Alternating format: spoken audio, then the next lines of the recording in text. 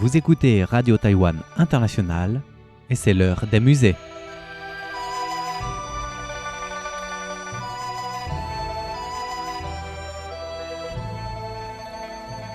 Chères auditrices et chers auditeurs, comment allez-vous? Vous écoutez l'heure des musées, une émission consacrée à la culture et à l'art chinois, animée par Miao Yonghua, votre amie. La semaine dernière, nous avons conclu notre petite série sur les activités littéraires de nos chères dames. Mais attention, les dames chinoises ne se distinguent pas seulement par leur calme virginal, mais aussi par leur agilité de lapin. Tout comme les hommes, les femmes chinoises excellent dans toutes sortes d'activités dynamiques et sportives. Regardez donc, une jeune dame est en train de jouer au polo. Image 1-1 à 1-3. Figurine en poterie d'une dame jouant au polo en glaçure tricolore Sanzai de la dynastie Tang. Voici une figurine représentant une femme à cheval. Ses deux chignons sont relevés sur le haut de sa tête. Elle porte une tunique longue et étroite à manches ajustées avec un col retourné de couleur jaune-verte, ainsi que des pantalons et des bottes courtes. Elle chevauche un cheval jaune orné d'une selle colorée. Le cheval bien en chair se tient fermement sur une base rectangulaire, prêt à se lancer. La femme est légèrement penchée, le buste tourné de côté et la tête inclinée vers l'avant. Sa main gauche se trouve près de la tête du cheval, comme pour tenir les rênes, tandis que sa main droite est levée comme pour frapper une balle avec une crosse.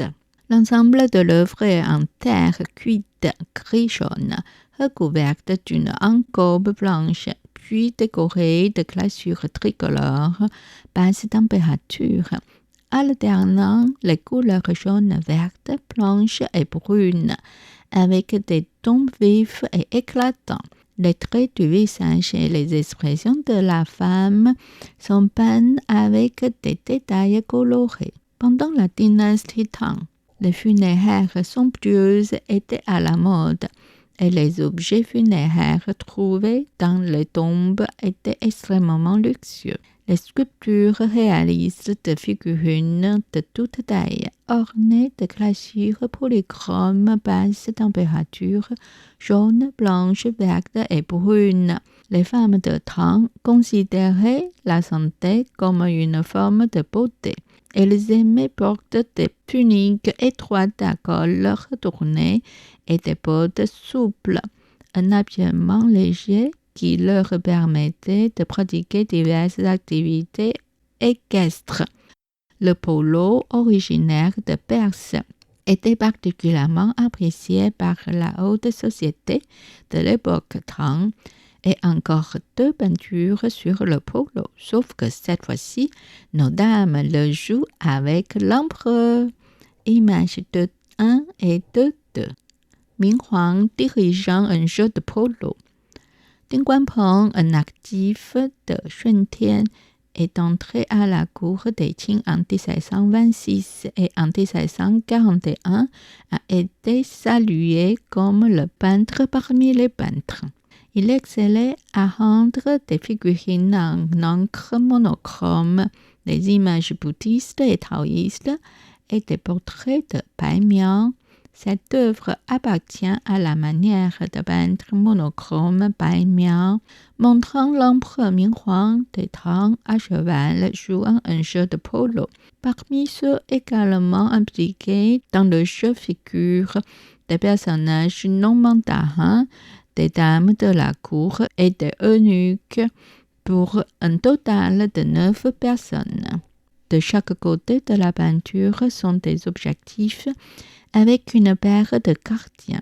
Les lignes de draperie suivent généralement la méthode arachinéenne archaïque ancienne de Li Gongling 1040 à 1106, mais implique aussi des coups de pinceau de la tête de clou et la queue de rat. Les zones ombragées et les détours de la draperie avec les visages de personnages sont tous légèrement lavés avec de l'encre légère, leur donnant un plus grand sentiment de volume. Le polo était un passe-temps très populaire à la cour de la dynastie des Tang, 618 à 907. Les joueurs montaient à cheval en utilisant un maillet pour frapper une balle solide en cuir, avec des règles similaires à celles du hockey sur gazon. Wu Qizhen du début des Qing a catalogué une aventure intitulée Jouer au polo par Li Gongling dans son document de peinture et de calligraphie avec la description suivante. Une merveilleuse atmosphère est atteinte dans une étendue de moins de 3 pieds chinois. Montrant les 16 figures fines de Ming Huang, ses dames et les savants élevés et les fonctionnaires. Bien que haute de seulement environ 5 ou 6 pouces chinois, il ne manque cependant rien. Il montre les chevaux et tiennent de longues maillets prêts à concourir pour la petite balle. Les figures et les chevaux fusionnent ensemble comme un groupe car ils concentrent toute leur attention sur la balle.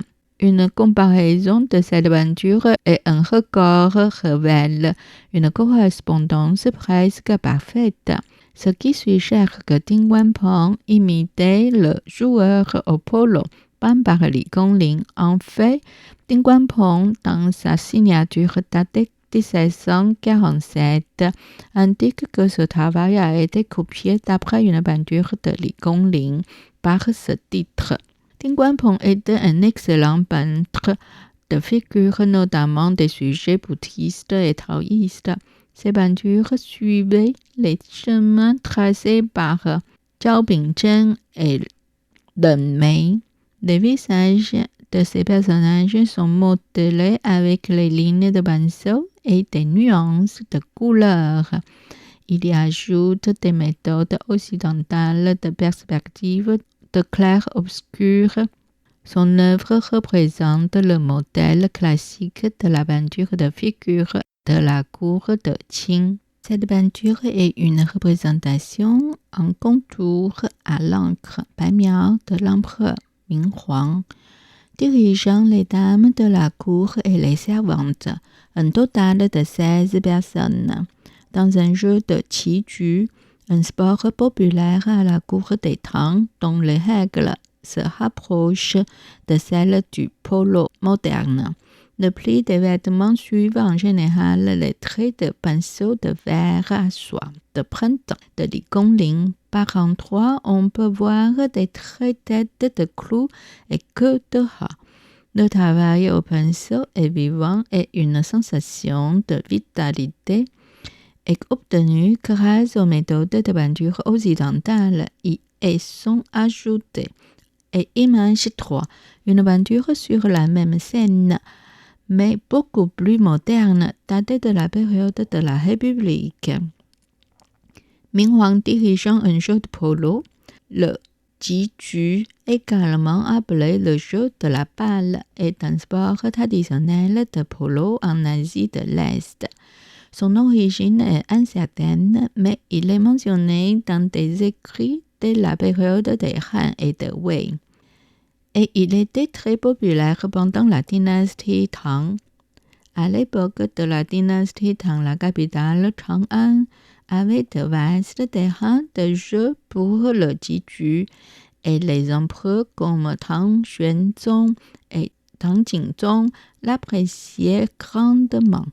Le jeu oppose 2 équipes de 10 joueurs chacune qui doivent tous monter à cheval et frapper la balle avec des bâtons pour marquer des points en la faisant passer dans des buts. Les balles utilisées dans les qiju sont de la taille d'un poing.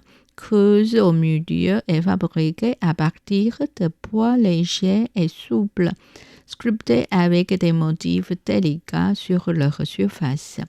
C'était l'heure des musées réalisé et animé par Miao Yonghua, diffusé depuis Taipei, Taïwan.